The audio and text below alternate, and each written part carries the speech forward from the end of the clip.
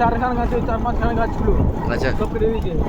এই একটা আছে আমার দিদি আর মঞ্জু দিদি, শুধু ফেভারিট গাছ ওই আছে, ফেভারিট গাছ।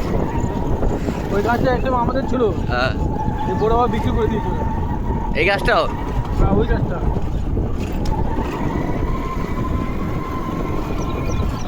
এই দিদি, রাজু, হ্যাঁ এটা আমাদের বাড়ি, লোকেশের বাড়ি। এটা লক্ষ্মীদের বাড়ি। হ্যাঁ, তার পাশে আমাদের জায়গা খালি আছে। হ্যাঁ দেখেছি ভিডিওতে আমি।